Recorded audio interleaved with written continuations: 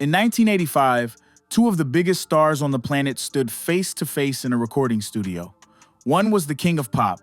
The other refused to call anyone king but himself, Prince and Michael Jackson. The rivalry everyone talked about. The friendship no one saw coming. But here's what nobody tells you. Prince had more to say about Michael Jackson than anyone realized, and some of his most candid, unfiltered thoughts, they reveal a side of their relationship that changes everything we thought we knew. What did Prince really think about the moonwalk?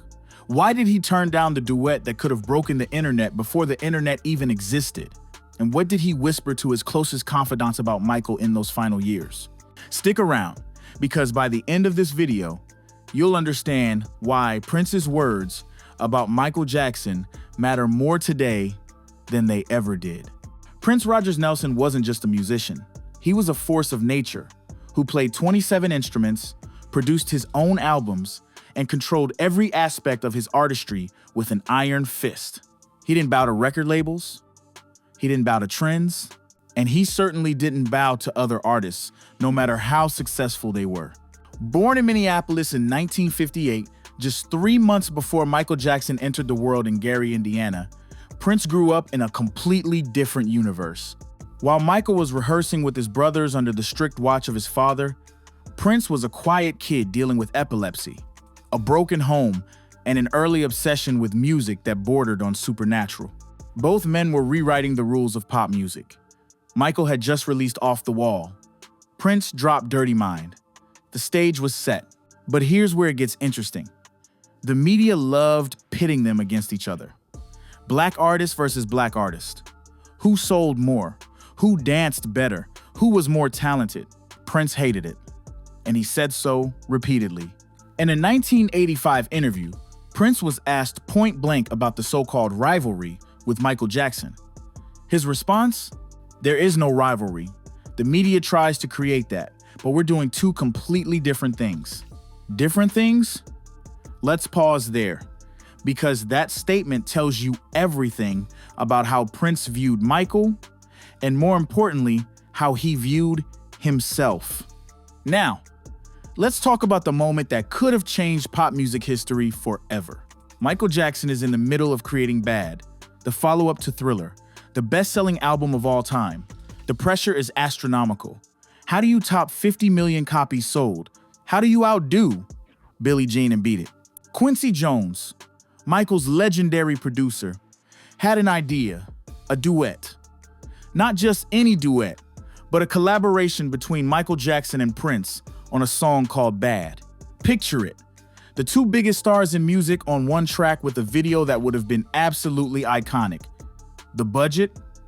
Unlimited. The hype? Unimaginable. Michael wanted it, Quincy wanted it. The label was salivating at the thought. There was just one problem. Prince said no. But here's what most people get wrong about that story. They think Prince rejected it out of ego, out of competition, out of spite. That's not what happened. Years later, in a rare candid moment, Prince explained his reasoning to a close collaborator. The song's lyrics, the back and forth of who's bad, the whole competitive angle, Prince thought it was beneath both of them. He reportedly said, "Why would we feed into what everyone wants us to do? Battle each other like we're in some kind of cage match?" Prince didn't see Michael as an opponent. He saw him as a fellow artist trapped in the same machine, both of them being pushed and pulled by an industry that wanted conflict, not collaboration. So he walked away from what could have been the biggest duet in history. Not because he didn't respect Michael, but because he respected him too much to turn their artistry into a spectacle. Think about that for a second. In an era where everyone wanted them to fight, Prince refused to play the game. But don't mistake Prince's refusal to engage in rivalry for lack of opinion. Oh, Prince had opinions, strong ones, and some of them were shockingly honest. During a conversation with a journalist that was mostly off the record, Prince was asked about Michael's evolution as a performer. His answer was measured but pointed. He acknowledged Michael's genius, his work ethic, his ability to command a stage like no one else. But then Prince said something that raised eyebrows. Michael's gift was his ability to connect, but somewhere along the way, The world stopped seeing him as human, and I think that broke something. Let that sink in. Prince saw what many of us refuse to see: the isolation, the pressure, the way Michael Jackson became less of a person and more of an icon people projected their fantasies and fears onto. Prince knew that trap intimately. He'd fought against it his entire career. The difference? Prince built walls to protect himself. Michael tried to please everyone. In another conversation, this time with members of his band, Prince was even more direct. Someone brought up Michael's changing appearance, and Prince shut it down immediately. His response, according to those present, was something like, "You want to judge a man who's been in the spotlight since he was 5 years old? You want to talk about how he looks when you don't know what he's been through?" Prince defended Michael when others mocked him. Not publicly, not in some grand gesture, but in private moments where it actually mattered. And yet, there was tension. Real tension. Let's get into the music, because that's where Prince's respect for Michael truly lived. Prince rarely praised other artists. He was notoriously critical, even of legends. But when it came to Michael Jackson's musicality, Prince couldn't hide his admiration. In a 1997 interview that's now hard to find, Prince was asked about the moonwalk. Everyone expected him to downplay it, to say something dismissive. Instead, Prince said, "That move? That's the kind of thing that only happens when someone is so in tune with music that their body becomes the instrument." Coming from Prince, that was the highest compliment imaginable. But here's where it gets complex. Prince also believed that Michael's greatest strength became his weakness. Michael was a perfectionist, but Prince thought he was surrounded by too many yes men, too many people telling him what the world wanted, instead of letting him explore what he wanted. During a private jam session, Prince reportedly played some of Michael's off-the-wall tracks and said to his band, "This is the Michael I miss, before the world got too loud." That statement reveals everything. Prince respected early Michael, the Michael who took risks, who blended funk and disco and soul into something new.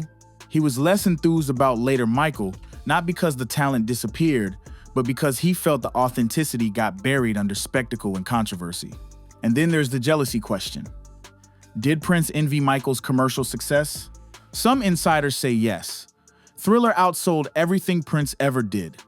Michael's tours were bigger, his fame was more global. But Prince's response to that? He reportedly told a friend, "I never wanted what Michael had. I wanted what I built. Total control. No one tells me what to do." That's the difference between them. Michael wanted to be loved by everyone. Prince wanted to be understood by those who got it. So what happened between them in later years? The truth is, not much. They didn't hang out, they didn't call each other. But there was a mutual respect that lingered, unspoken, and powerful. In 2001, Michael Jackson organized a concert celebrating his 30 years as a solo artist. Guess who was invited? Prince. And guess who didn't show up? Also, Prince. But before you judge him for that, understand the context. Prince was in the middle of his own battle with record labels, his own fight for artistic freedom. Showing up to a Michael Jackson tribute, in Prince's mind, might have felt like aligning with the very system he was trying to dismantle. Still, people close to Prince say he watched the concert on TV.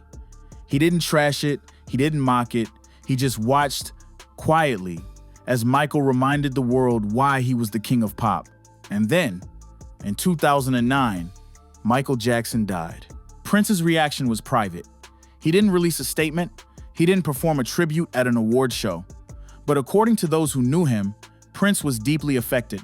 One associate recalled him saying, "They broke him. The world broke him." That's all Prince said publicly. But in private, he reflected on their parallel journeys, the way both of them were chewed up by fame, by expectations, by the relentless demand to be superhuman. Prince saw Michael's death as a warning, a reminder of what happens when the machine wins. So why does any of this matter now? Why should you care what Prince thought about Michael Jackson? Because Prince's perspective gives us something rare. An insider's view, free from the tabloid noise, free from the public performance of grief or rivalry. Prince understood Michael in a way most people couldn't. They lived similar lives, faced similar pressures, and made different choices about how to survive. When Prince spoke about Michael, he wasn't just talking about another artist. He was talking about a mirror, a reflection of what could have been, what might have been avoided, and what was ultimately lost. In his final years, Prince became even more protective of his own image, his own narrative. He saw what happened to Michael, the way the world picked him apart, and he doubled down on control. Some say Prince's silence about Michael was cold, but maybe it was the opposite. Maybe it was the most respectful thing he could do, refusing to turn Michael's life and death into content, into clickbait, into another story for people to consume. Prince let his music speak. And if you listen closely to some of his later work, there are echoes of grief, of loss, of understanding what it means to be both worshipped and destroyed. So there you have it, Prince and Michael Jackson.